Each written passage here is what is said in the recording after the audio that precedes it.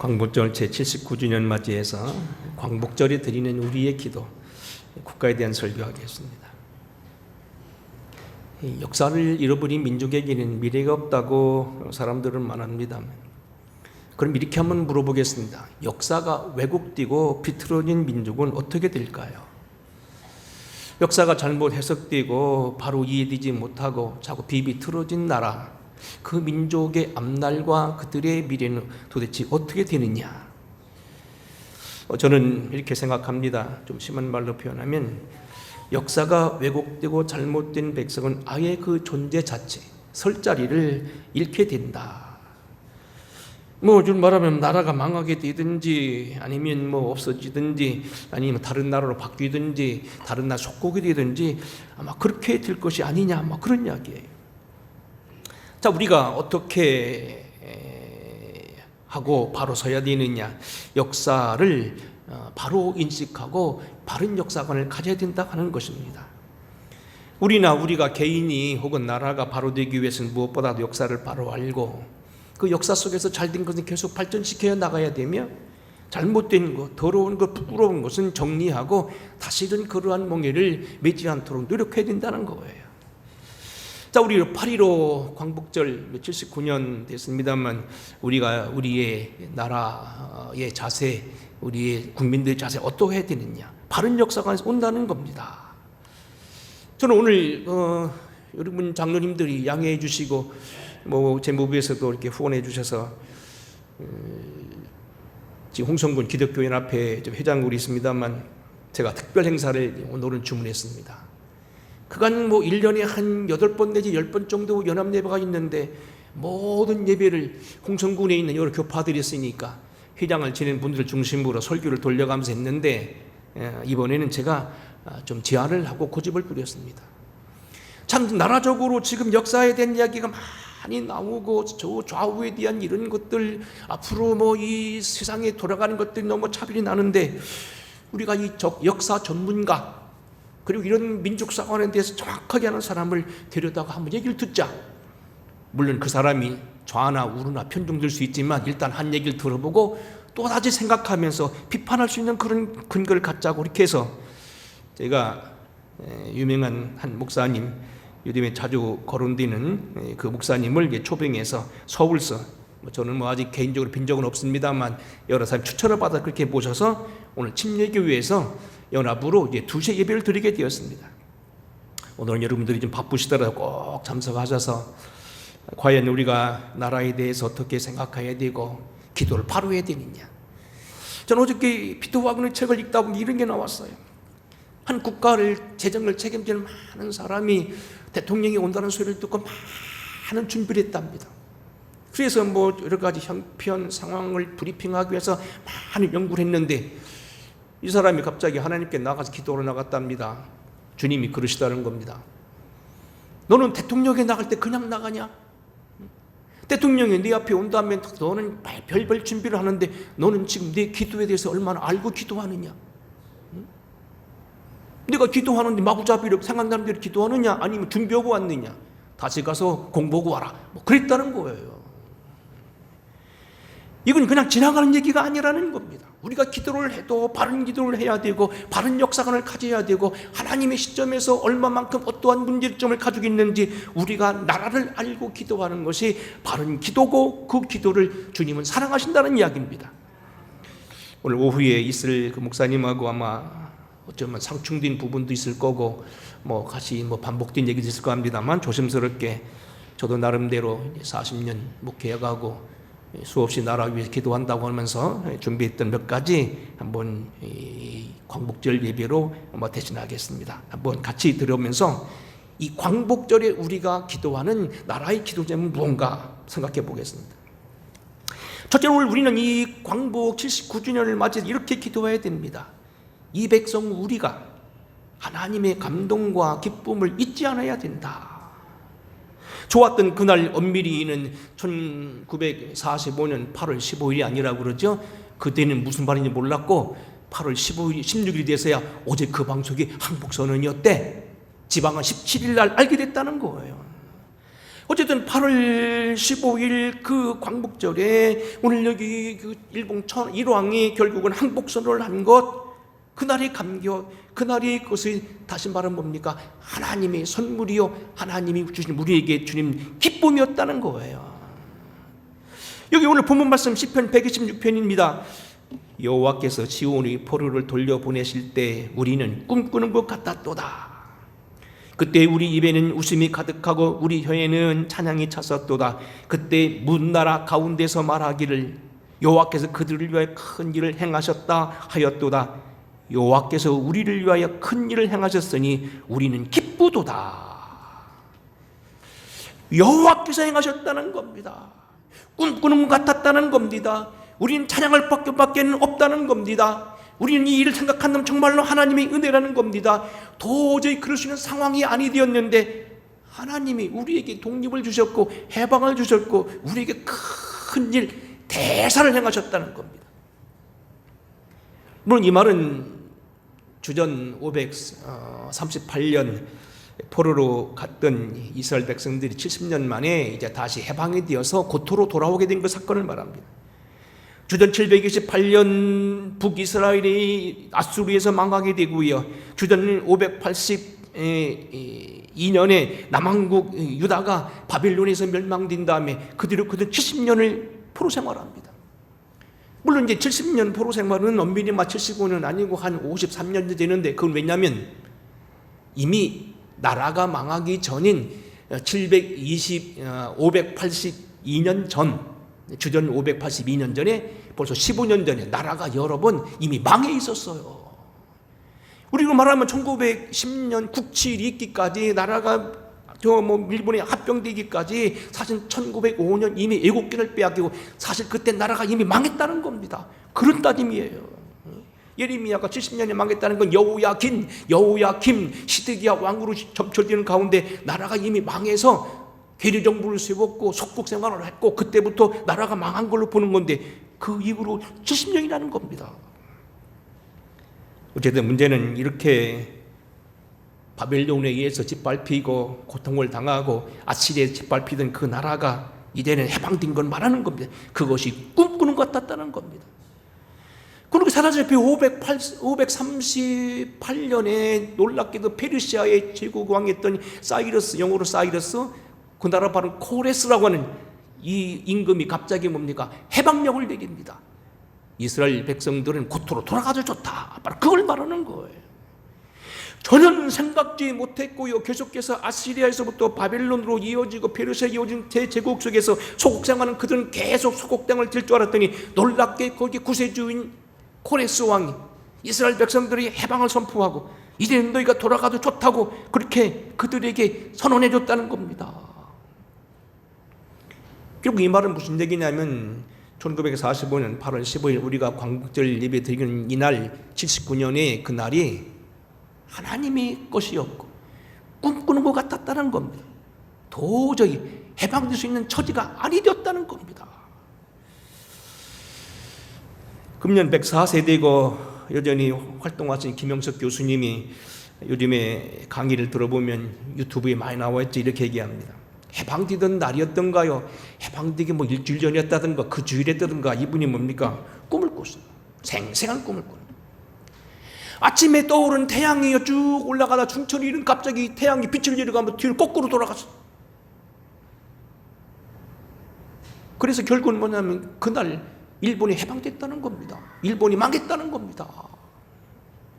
그러니까 이거 6.25가 나던 날 그때도 뭡니까 정촌가 언젠가 그 꿈을 꿨는데 갑자기 바깥에서 많은 군대들이 쭉 저럴서 북쪽으로부터 와서 오는 걸 보는데 저 끄트머리에 스탈린의 얼굴이 있더라. 그래서 북쪽이 침공한다. 그래 뭡니까 학교에 가지고 당시 그분이 학교 선생님이었는데 교장 선생님께 이게 3개월 봉고를 미리 받았다는 거 아니에요.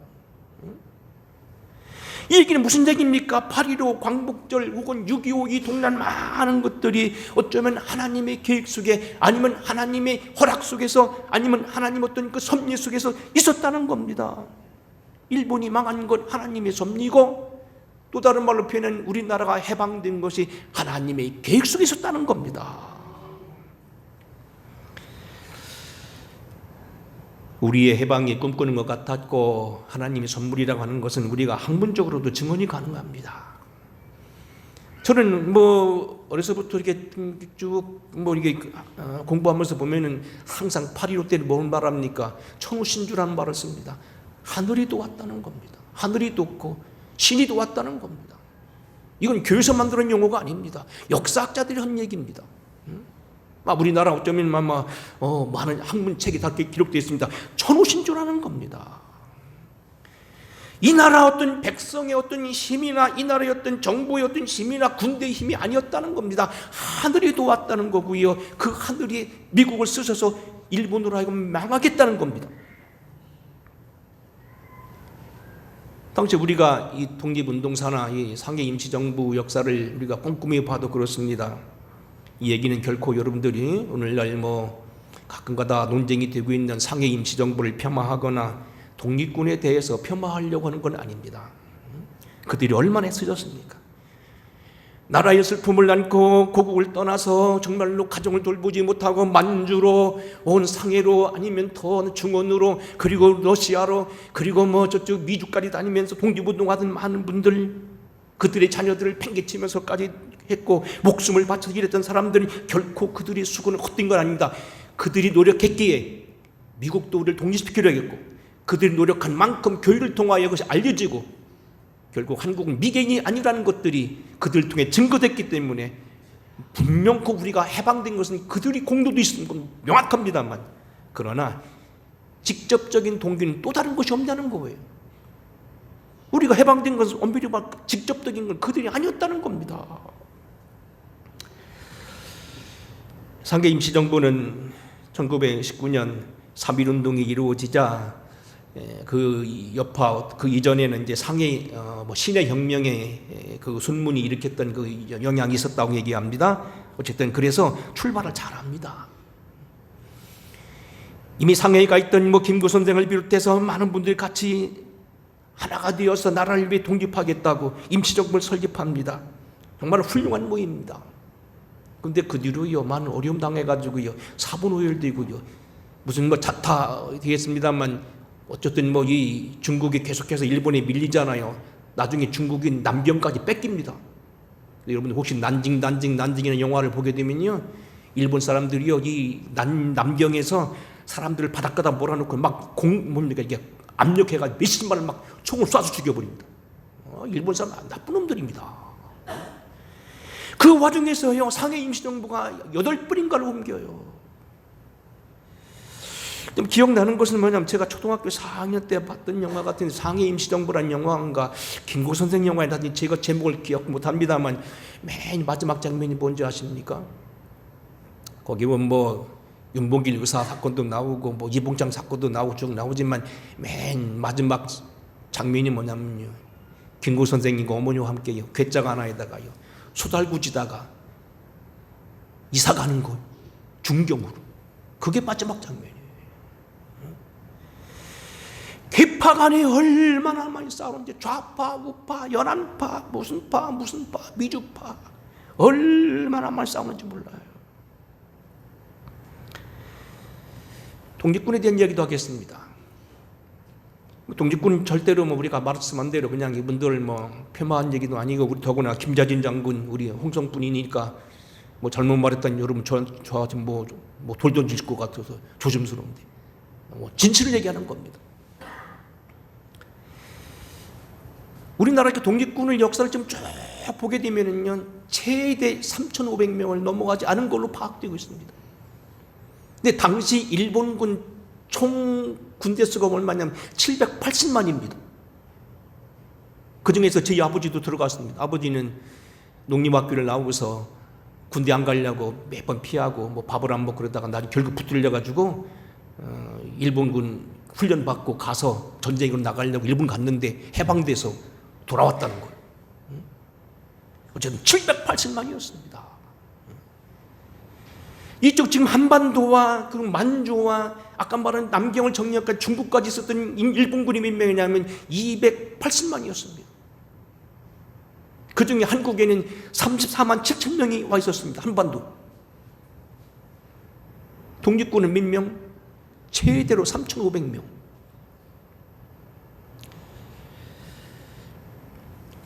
특별히 우리가 오늘 여기 요즘에 역사상에 자주 나오는, 혹시 인터넷 한번 들어가 보시기 바랍니다. 자유시 참변이라는 사건이 있습니다. 독립군 초창기 1920년에 10월 20일 날 우리 김자진 장군이 한 청산리 대첩, 저는 이 북한 돌아오는 책의 안수기 선생이 쓴 책을 초등학교 때 읽고 얼마나 흥분했는지 몰라요. 너무 고마웠습니다. 얼마 전에 유행했던 그보다 4개월 앞은 1920년 6월 7일 8일 있었던 봉오동 전투. 사실은 봉오동 전투는 생각보다 이렇게 큰 전투는 아니었다고 합니다.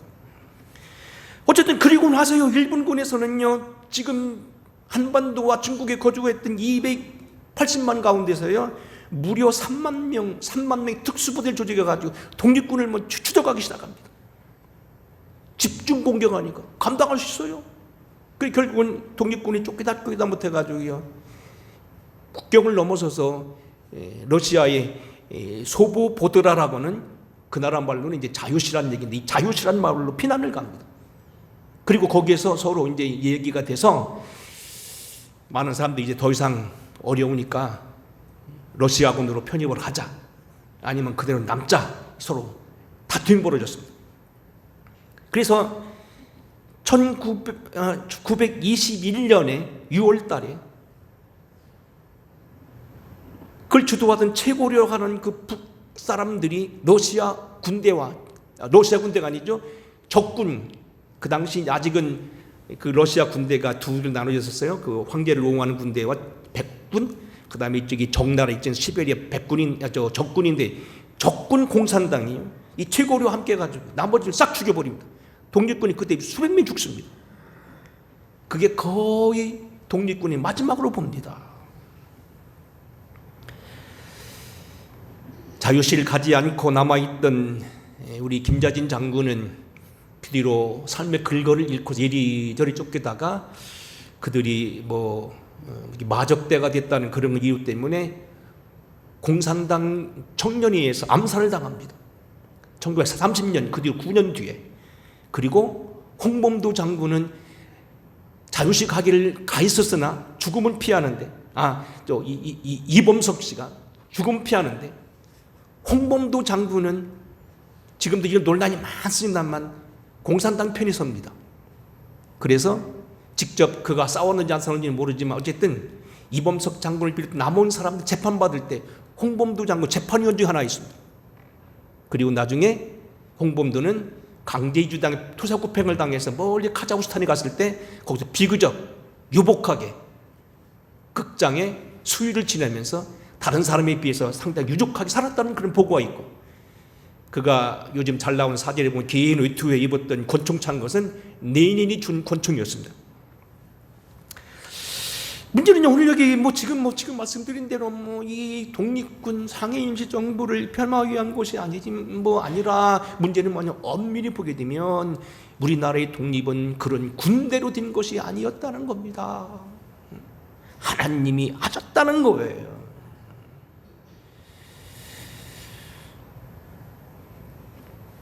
우리가 여기 독립군 이야기 나오고 우리가 이 역사 얘기 나오면서 가장 우리나라에 문제가 되고 있는 건 남한 정부에 대한 정통성 문제이기 때문에 큰 문제가 됩니다만, 과연 미군이 점령군이냐, 그리고 이승만 대통령은 분단의 원흉이냐, 이건 오늘 여러분들 아마 이호 목사가 얼마 어디까지 터치할지 모르겠습니다만 아마 그 얘기 분명 할 겁니다. 한번 가서 들으시기 바랍니다. 문제는 여러분 잘 들 건 뭐냐면 이런 얘기입니다. 역사적으로 잘 보세요. 1945년 8월 15일 날 해방이 됩니다만 어떻게 해방되냐면 1945년 그 일주일 전인 8월 6일 날 미국이 희생을 줄이기 위해서 독일은 항복해 4월 달에 항복했는데 끝까지 일본이 물고 늘어지는 거예요. 그리고 아오야마 전투라든지 섬이라든지 그리고 이 미드웨이 해전에서요, 미군도 한 10,000명이 죽어요. 물론 이 일본군은 한 10만이 죽습니다. 근데 가만히 보니까 안 되겠어요. 더 이상 갔다가는 전쟁도 길길 끌어갔고 젊은이들도 죽게 생겼고, 그리고 정치적인 문제 여러 가지 많은 것 때문에 대통령이 코로나에 몰리게 생겨서 하다 못해서 당시 독일 독일군을 위해 쓰려고 했던, 독일이 개발하니까 독일을 뺏기 만든다 해가지고 만들었던 원자폭탄을요, 히로시마에 터뜨립니다. 그게 8월 6일입니다. 난리가 났죠. 9.8.530에서 9km에서 번쩍했는데 한 번에 7만 5천 명이 죽었어요. 그리고 그 뒤로 20년 동안 뭐 몇십만이 죽었어요. 그리고 8월 9일 날 다시 그래도 항복을 하지 않으니까 8월 9일 날 나가사키 터뜨려서 이때는 뭡니까? 무려 20만이 한 번에 싹 죽습니다. 나가사키는 막 군사기지가 있는 도시라고 그럽니다.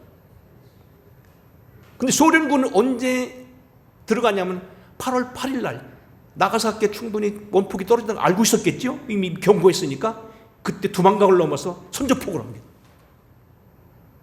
그동안은 소련군은 가만히 있었다고. 다 이긴 싸움에 중칼 들고 와서 죽었나 살았나 찾아보고 댕긴 거예요.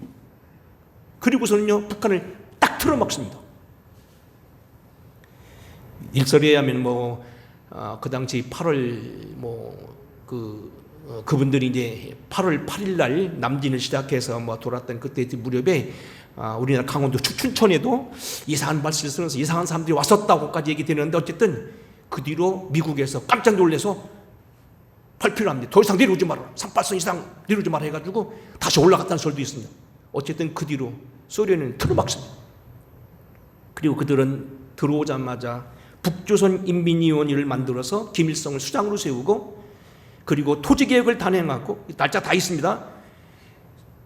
북한군을 창설을 하고 군조직을 다 하고 헌법 초안을 만들어냈어. 1948년도 50 총선거 이전 2월 달에 이미 그 사람들은 헌법 초안을 만들어 놓고 준비하고 있었습니다. 다만 문제는 틀림없이 이승만이 선거하니까 우리가 먼저 하면 우리가 먼저 북한 틀어막았다고 한다 해가지고 그 사람들이 얕게 기다리고 있었던 거예요. 그래서 다 모든 걸요, 이승만에게 뒤집어 씌우는 거예요. 네가 나라를 분단했다. 날짜 분명하셔야 돼요. 8월 6일 히로시마, 8월 9일 날 나가사키, 8월 8일 날 소련 군대 진입했고, 그리고 오자마자 틀어막았고요. 그리고 그 뒤로도 유엔군에서 남북 통일하기 위해서 선거하자는 거 북한에서 막았어요. 그래서 못 들어갔다고요. 그리고 우리 생각해 보세요. 그러면 5월 10일 날 이루어졌던 이 남한만의 총선거는 그러면 이승만이 잘못한 거냐? 여러분 생각할 때 어떻게 생각합니까? 이승만이 그때 않고 한 2년 기다려줬으면 어떻게 될까요? 대한민국 없었습니다. 요즘 최근에요, 이 역사가 공개되잖아요. 반말은 쥐가 듣고 낱말은 새가 듣는다고요. 요즘 크렘린에서 나온 비밀 문서에 보게 되면 이미 김일성이 러시아 장교로 있던 김일성을 파송하면서 뭐라고 지령을 내리냐면, 들어가자마자 38선 이북에 소련을 위한 위성 정보를 영구히 세우라는 명령을 내립니다. 그리고 틀어막습니다.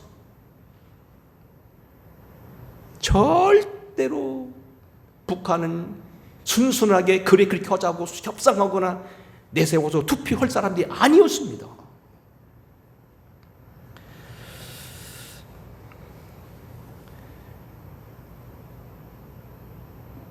우리는 하나님께 다시 한번 감사의 마음을 가져야 됩니다. 무엇보다도 하나님이 우리에게 이러한 것을 주신 것을 감사해야 되고요. 물론 여기 을사보호 조약이 1905년도 9월 달에 시행된 걸로 알고 있는데, 그 2개월 전인 미국 외상 테프트와 일본 수상 외상 가스라와의 테프트 그 가스라 이 미락 때문에 젊은 청년들이 굉장히 발끈하고, 이걸 가지고 끝까지 좌파들이 미국을 폄하하는 모양인데요. 사실 기분은 나쁘죠. 이게 무슨 얘기냐면, 미국은 필리핀을 할애받는 대신에 일본은 우리 한국을 맞는다는 거. 그리고 서로 회담했어요. 그래서 지어도 루즈벨트 대통령이 이제 카우보이적인 사람인데 아마 그렇게 한 걸로 알고 있는데요. 우리가 이건 좋은 일은 아니지만 한번 이렇게 생각해야 됩니다. 당시 미국에 있어서 우리 대한민국은요, 고집불통의 나라입니다. 당시 시대는 어느 시대는 제국 시대입니다. 아프리카나 모든 동남아 모든 나라들이 큰 나라에서 먹혔고 산업혁명 이후에 쏟아져 나오는 물건을 팔기 위해서 전 세계의 속국을 삼았던 때입니다. 그들의 눈에 볼 때는 우리나라는 아무것도 아닙니다. 당시 뭐 우리와 미국은 뭐 상호 방위장 맺은 것도 없었고 우리를 도와줄 의무도 없었고 그저 그냥 한 나라 세국 정책에 의해서 오래 틀어막고 개방하지 않았던 한 나라에 불과한, 그래서 당시 국제 외교상으로 봐서 실력을 챙긴 겁니다. 세월이 흘러서 이제는 그 나라가 우리나라를 해방시켜 주는데 일익을 담당했고 6.25 때에는 우리 위해서 5만 명이나 젊은이들이 와서 죽었습니다. 그리고 지금 여러분 어떻습니까? 사실 우리가 테프트 가스라 이것 때문에 많이 미국 욕합니다만 사실 욕할 수 있습니다만 사실 여러분 보세요. 세계 정세는 그러냐는 겁니다. 일본이 우리가 얼마나 나쁜 짓 했습니까? 하지만 우리가 일본 없이는 못 산다는 거 아닙니까? 서로 도와야 된다는 겁니다. 중국이 우리나라에서 얼마나 여자들을 잡아가고 얼마나 많은 공초를 해가고 인삼을 뺏어가고 얼마나 어려움 당한 줄 아십니까? 삼국 통일 때도요, 소련을 신라를 도와가지고 나중에 통일해놓고 나서 뭡니까? 이 땅을 자기는 당나라가 삼키려고 했잖아요. 중국이 얼마나 잘못했습니까? 근데도 우리가 중국을 같이 살잖아요. 그게 국제 정세라는 거예요.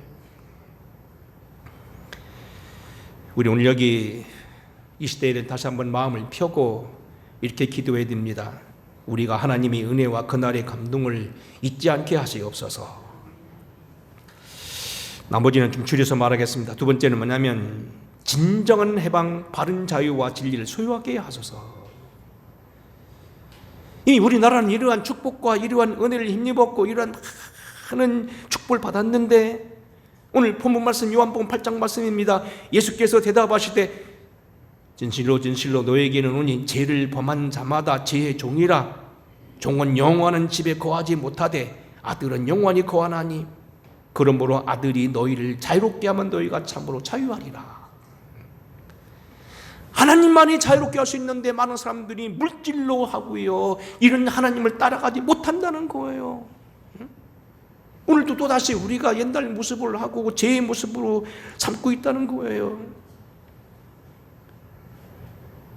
2022년이죠. 2년 전에 10월 7일 날 뉴욕 미국의 뉴스 매거진 뉴스 앤 월드 리포트라는 지가요. 당시 2021년 최고의 국가를 조사했는데 이건 85개 국가의 대상으로 17,000명이 조사한 거예요. 17,000명이 응답을 한 거예요. 그 나라의 85개 국가의 모험성, 민첩성, 문화적 역량, 기업가 정식, 문화적 유상, 그 다음에 이동인구, 기업 개방성, 국력, 삶의 질, 사회적 목적 등 10개를 놓고 체크했는데요. 우리나라가 몇이냐면요 6입니다. 미국, 중국, 러시아, 독일, 영국에 이어서 우리나라가 6이고 프랑스도 7이고 일본이 8입니다. 그리고 2024년 바로 지금부터 몇 개월입니까? 2개월 전입니다. 2024년 제가 보는 신문 최고 신문인데 조선일보에 나온 6월 6일 날 신문입니다. 거기 뭐라고 냈냐면 인구당 한 사람도 벌어들인 소득을 GNI라고 옛날에는 GDP라고 했는데 요즘 또 GNI 이러는가 봐. 국민 1인당 국민 총소득이요. 금년 우리가 36,094불인데 일본은요 35,793달러. 우리가 앞섰다는 겁니다. 물론 일본은 한때 5만 달러까지 넘어섰고 자세한 통계는 다 말을 못합니다만 우리 5만 달러까지 넘어졌다가 어쨌든 일본이 지금 계속해서 축소되는 많은 여러 가지 영향이 있겠죠. 어쨌든 그렇게 하도 잘못된 일을 행하고 그러니까 하나님께 이런 얘기하면 또 나보고서 편협하다고 할 것 같은데 어쨌든 우리보다 떨어졌다는 말이에요. 지금 우리나라가 뭡니까? 아까 말한 대로 국력이 벌써 미국에 있는 신문은 6위로 봤고요. 총 생산량으로 봐도 세계 11위라고 봤고요. 그리고 여러모로 지금 뭐 세계적으로 지금 올림픽 때에도 보셔봐요. 한국이 지금 엄청난 건데 제가 알기로는 8인가 지금 하고 있잖아요. 응? 대단한 나라가 있다는 거예요. 여러분 말씀드렸습니다만 남미를 가봤고 북구라파를 가봤고 소련 땅도 가봤고 중국은 여러 번 가봤고 요르단 이런 데 다 가봤습니다만 그 나라마다 한국차, 현대차 엄청나게 불러다닙니다. 호텔 가면 물론 뭐 한국 사람들 오니까 그랬는지 모르지만 호텔 텔레비 거의 다 뭡니까? 금성 아니면 삼성입니다. 우리는 너무 잘 살아요. 그런 반면에 우리는 지금 어떻게 사냐는 겁니다. 그렇게 하는 축복하신 대로 사냐는 겁니다. 뭐 이제 오래된 통계 요즘 좀 뭐 적어졌다고 봅니다만 1년 언젠가 한번 신문 났었어요. 한 20년 전의 통계입니다. 요즘은 몰라요. 20년 전에 동아일보 난 것 보니까 한국 사람이 1년 동안 먹는 소주병이 있죠. 소주를요 다 이으면 달러를 2번 왔다 갔다 한다. 한국 사람이 소주 먹는 걸 다 이어서 놓으면요, 그 소주서 붙여놓고 꼭공분이 붙여놓으면요, 달러를 1년 먹는 게 2번 갔다 갔다 한대요. 뭐 술 자체가 뭐 나쁘다는 것보다도요, 과하다는 거예요. 우리나라뿐만 아니죠. 요즘에 뭐 파리 올림픽 하나님을 경배하느냐 지금 조롱하잖아요. 동성연애를 찬동하고 예설적이고 하나님을 비껴라고 오고 계속 지금 그러고 있잖아요. 3년 전에 있었던 뭐 그때는 코로나 때문에 하나 늦었죠. 3년 전에 있었던 동경에서의 팔린 피임기구가 16만 개 나갔습니다. 누구가 쓰냐? 선수들이 쓰는 거. 뭔지 아시지? 과연 그걸 다 썼는지 아니면 선물용인지 모르겠습니다만 선물로 그거 줄 리는 없겠죠. 16만 개 만들었습니다. 그 나라 왔다 간 선수들을 위해서 쓰라고.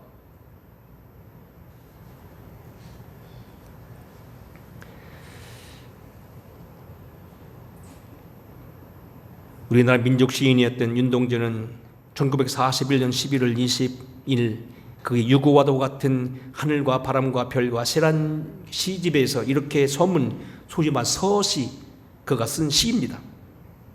서시. 죽는 날까지 하늘을 우러러 한 점 부끄러움이 없기를 잎새 이는 바람에도 나는 괴로워했다. 별을 노래하는 마음으로 모든 죽어가는 것들을 사랑해야지. 그리고 나에게 주어진 길을 걸어가겠다. 오늘 밤에도 별이 바람에 스치운다.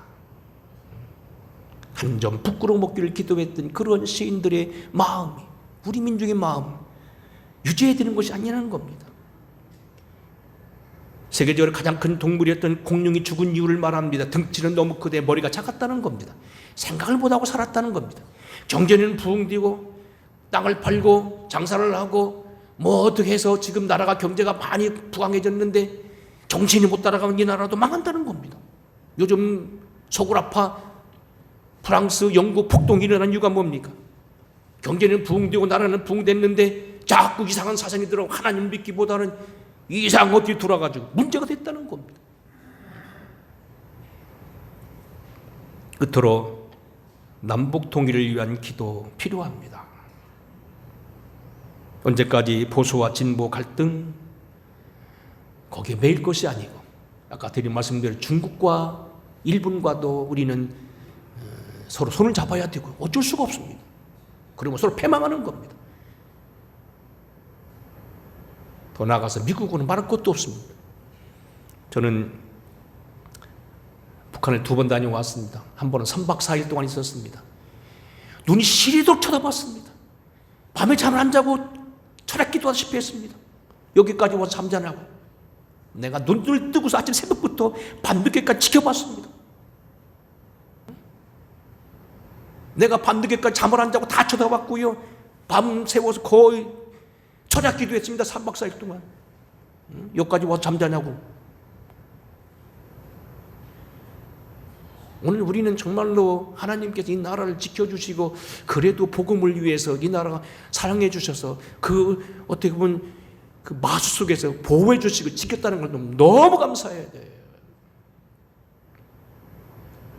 이해가 안 되는 사람은 북한으로 가방 싸가지고 한번 가보셔봐. 거기 살자고 해보셔봐. 얼씨구 좋다 하지. 감리교본부는 언제부턴가 8.15 광복절을 남북평화 통일 기도주일로 정하고 있습니다. 나라를 위해 기도해야 될 것입니다.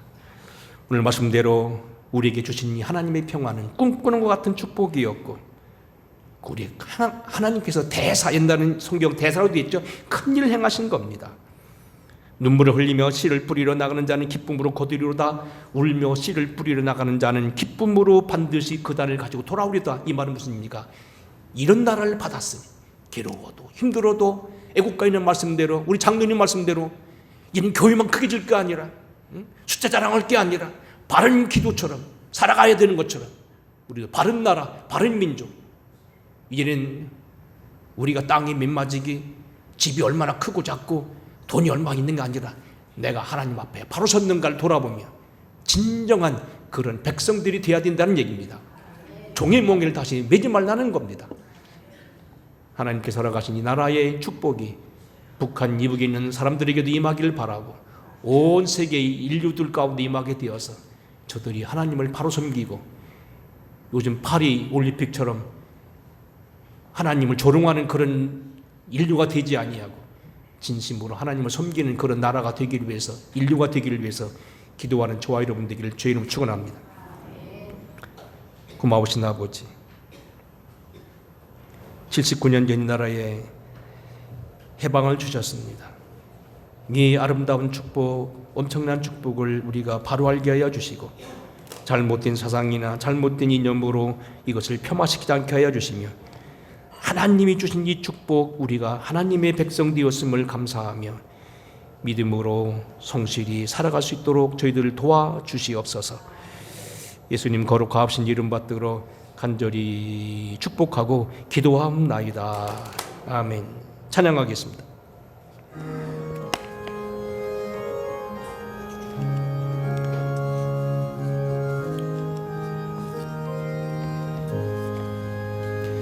어두운 밤 마음에 잠겨 역사의 어둠 짙었을 때에 계명성 동쪽에 밝아 이 나라 여명이 왔다.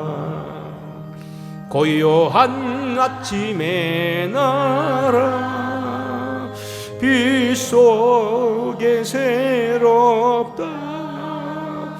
이 빛 삶 속에 얽혀 이 땅에 생명 탐로아간다.